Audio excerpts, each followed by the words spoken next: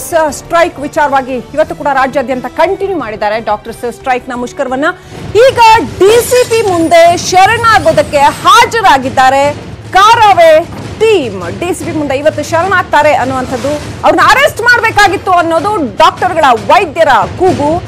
ಇದೀಗ ಶರಣಾಗೋದಕ್ಕೆ ಬಂದಿದ್ದಾರೆ Karave team. DCP ಕಚೇರಿಗೆ ನಾರಾಯಣಗೌಡ ಅಂಡ್ ಟೀಮ್ ಬಂದಿದೆ.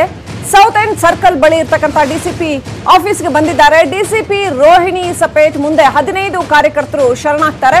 ಕಾರ್ಯಕರ್ತರ ಜೊತೆ ಕಾರವೇ ಅಧ್ಯಕ್ಷ ನಾರಾಯಣಗೌಡ ಇದ್ದಾರೆ. 22 ಜನರ ಕಣ್ಣು ಕಳೆದ ವೈದ್ಯರ ಮೇಲಿನ ಕ್ರಮಕ್ಕೂ ಕೂಡ 24 ಗಂಟೆಗಳ ಡೆಡ್ಲೈನ್ ಕೊಡ್ತಾ ಇದ್ದೀವಿ ನಾರಾಯಣಗೌಡ ಹೇಳಿಕೆ.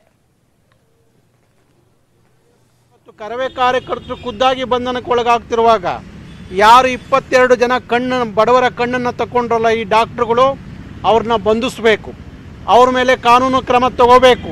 ಇವತ್ತವರೆಗೂ ಡಾಕ್ಟರ್ಗಳ ಮೇಲೆ ಏನು ಕ್ರಮವನ್ನು ತಗೊಂಡಿಲ್ಲ. ನಾನು ಸರ್ಕಾರಕ್ಕೆ ಹೇಳ್ತಾ ಇದ್ದೀನಿ, ತಕ್ಷಣ ಕ್ರಮ ತಗೋಬೇಕು. ಸರ್ಕಾರ ತೀರ್ಮಾನ ತಗೊಳ್ಳಿಲ್ಲ ಅಂದರೆ ನಾವು ತೀವ್ರವಾದಂಥ ಪ್ರತಿಭಟನೆಗೆ ಮುಂದಾಗ್ತೀವಿ. ತಕ್ಷಣ 24 ಗಂಟೆ ಒಳಗಡೆ ಆ ಸಂಬಂಧಪಟ್ಟವ್ರನ್ನ ಬಂಧಿಸಬೇಕು, ಅವ್ರ ಮೇಲೆ ಕ್ರಮ ತಗೋಬೇಕು. ಇಲ್ಲದೆ ಹೋದರೆ ನಾವು ಸರ್ಕಾರದ ವಿರುದ್ಧ ಪ್ರತಿಭಟನೆಗೆ ಬೀದಿಗೆ ಇಳಿಬೇಕಾಗತ್ತೆ. ಇಡೀ ರಾಜ್ಯ ವ್ಯಾಪ್ತಿ ನಾವು ಪ್ರತಿಭಟನೆಯನ್ನು ಮಾಡ್ತೀವಿ. ಇವತ್ತು ಕರವೇ ಇವತ್ತು ನಡೀತಾ ಇರತಕ್ಕಂತ ವೈದ್ಯರ ಪ್ರತಿಭಟನೆಯ ಕುರಿತಾಗಿ ಸಿಎಂ ಬಿಎಸ್ವೈಗೆ ಡಿಸಿಎಂ ಮಾಹಿತಿ ಕೊಟ್ಟಿದ್ದಾರೆ.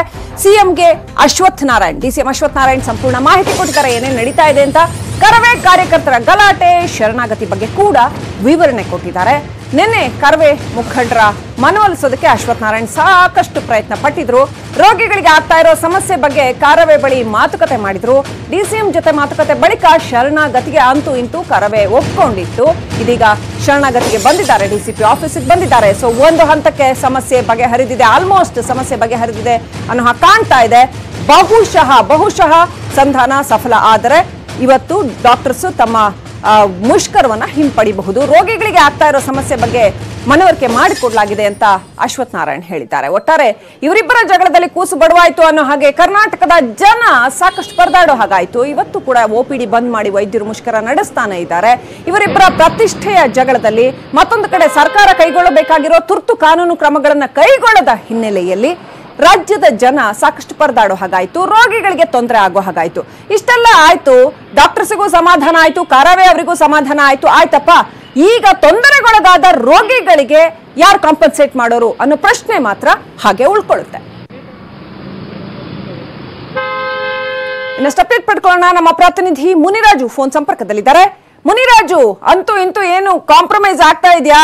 ಶರಣಾಗತಿ ಆಗ್ತಾ ಇದ್ದಾರೆ ಒಂದ್ ಕಡೆ, ಮತ್ತೊಂದ್ ಕಡೆ ವೈದ್ಯರು ಇವತ್ತು ಮುಷ್ಕರನ ಕಾಲ್ ಆಫ್ ಮಾಡ್ಬೋದಾ, ಅವ್ರು ವಾಪಸ್ ಪಡಿಬೋದಾ? ಏನಿದೆ ಪರಿಸ್ಥಿತಿ ಮುನಿರಾಜು?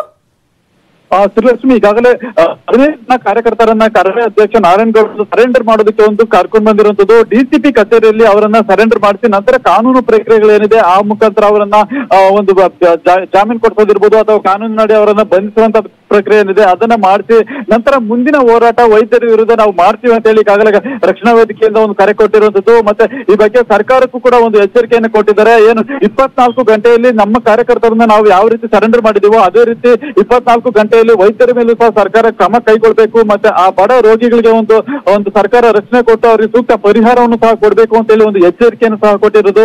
ಈಗಾಗಲೇ 4 ಕಾರ್ಯಕರ್ತರನ್ನ ದಕ್ಷಿಣ ವಿಭಾಗ ಡಿಸಿಪಿ ಕಚೇರಿಗೆ ಕರ್ಕೊಂಡು ಬಂದಿರುತ್ತದೆ. ಆದ್ರೆ ಇನ್ನು ಡಿಸಿಪಿ ಅವರಿಗೆ ಬಾರದ ಹಿನ್ನೆಲೆಯಲ್ಲಿ ಅವ್ರಿಗೋಸ್ಕರ ಕಾಯ್ತಿದ್ದಾರೆ. ಮತ್ತೆ ರಕ್ಷಣಾ ನಾರಾಯಣಗೌಡರು ಸಹ ಇಲ್ಲಿಗೆ ಆಗಮಿಸಿ ಒಂದು ಕಾರ್ಯಕರ್ತರ ಒಂದು ಸರೆಂಡರ್ ಪ್ರಕ್ರಿಯೆ ಮತ್ತೆ ಅದು ಕಾನೂನು ರೀತಿ ಅವ್ರಿಗೆ ಯಾವ ರೀತಿ ಸಹಾಯ ಮಾಡ್ಬೇಕು ಅನ್ನೋದ್ರ ಬಗ್ಗೆ ಒಂದು ಹೋರಾಟ ಮಾಡ್ತಿದ್ದಾರೆ. Thank you Muniraju ಡೀಟೇಲ್ಸ್ಗಾಗಿ.